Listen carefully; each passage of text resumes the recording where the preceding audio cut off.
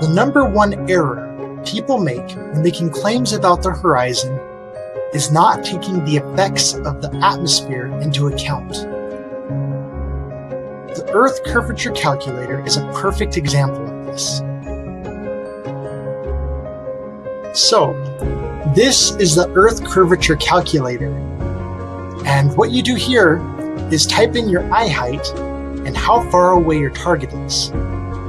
After pushing calculate, it then tells you how far away your horizon is and how much of your target gets covered by the curvature of the Earth. Here is the diagram it shows. The dotted line represents your line of vision. The blue arrow represents your eye height, and the red arrow shows you how much of your target gets covered by the curvature of the Earth. So, what are you arguing? Where did it go wrong? This calculator's math, as perfect as it may be, is built upon two fatal assumptions. I'm only going to talk about one of them here, and that is that light travels in straight lines. Wait a second. Fatal assumptions? Are you telling me that light does not travel in straight lines?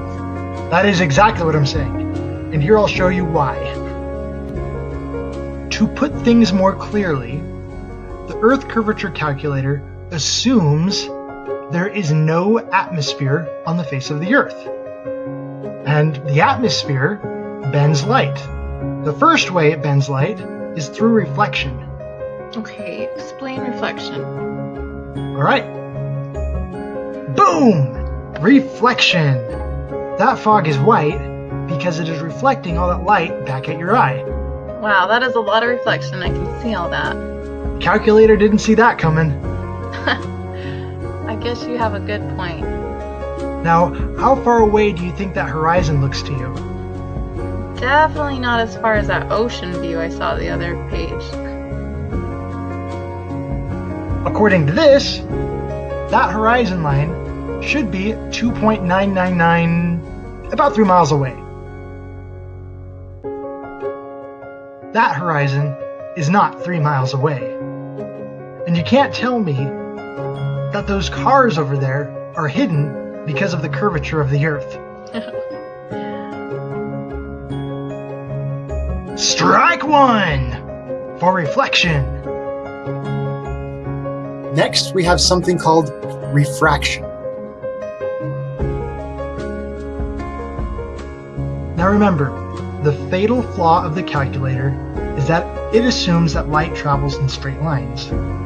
Here, we can see the appearance of water on the road, but it's not really water, and it's not being reflected. Reflected light is light that bounces off another surface. This is light being bent up towards your eye due to something called refraction. This diagram is pretty good at showing you what's going on. The light from the sky is coming downward toward the person and is being bent upward by the hot air, which has a different density than the cool air above it. And so it goes upward towards his eye. And it looks like water there on the ground, which is just a reflection of the sky. When many people think of refraction, they often think of this classic example of the straw that appears to be broken in a glass of water. But refraction takes place in more than just this example. It also takes place in the sky. This kind of refraction is called an inferior mirage, and it can alter how far away your horizon appears to be. Can you imagine if that mirage covered the entire width of this picture? Imagine that car not being there. That horizon line is going to look a lot lower, isn't it? Definitely, I can see that. That is basically what's going on in this picture.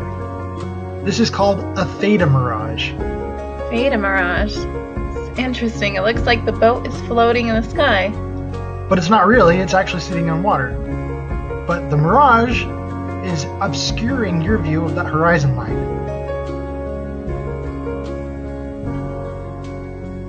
Now this is called a superior mirage.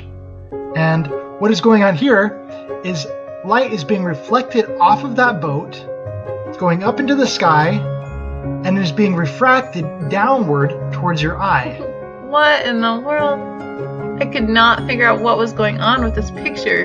It's like 2 images reversed. Yeah, it's just a copy of that boat, upside down. So as you can see, atmospheric refraction can make it rather difficult to see exactly how far that horizon line is. Wow, it looks like that boat is like either the horizon is really high or a lot lower. This just shows different intensities of that refraction level, if that makes any sense. A little while ago, ABC News reported on being able to see the city of Chicago from all the way on the other side of Lake Michigan. All the way on the other side of Lake Michigan? How far away is that? According to the report, that image was taken from 53 miles away. 53 miles away? How is that even possible? Can we put that in the calculator? Sure thing.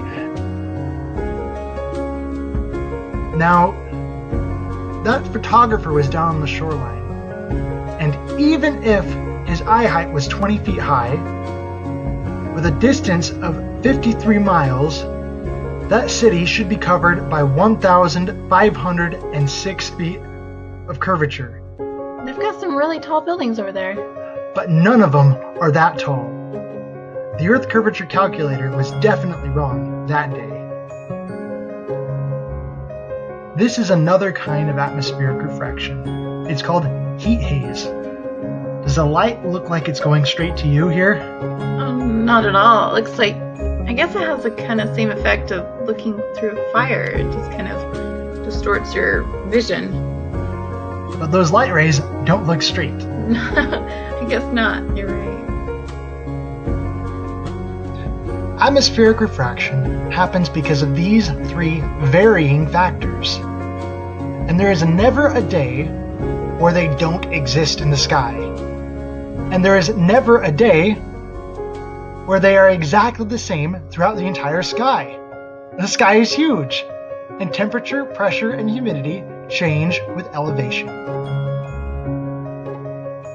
With that being said, strike 2 for atmospheric refraction. Another way light is bent in the sky is atmospheric diffraction. Atmospheric diffraction causes these rings of light around the sun and the moon. My main point being here that this is an example of light not traveling in straight lines because of the atmosphere. As light touches the edges of the water droplets in the air, it gets bent and scattered into different directions. And that's atmospheric diffraction. With that, strike 3 for atmospheric diffraction, bending the light in the air. In summary, light cannot travel in straight lines through the atmosphere because of reflection, refraction, and diffraction. I like how you say light cannot travel in straight lines. I mean, maybe it would if there was no atmosphere, but the Earth is full of atmosphere. So I can definitely see what you've got going on here. I think we've debunked the Earth curve calculator. Put a fork in it. It's done. Thus perished the Earth curvature calculator.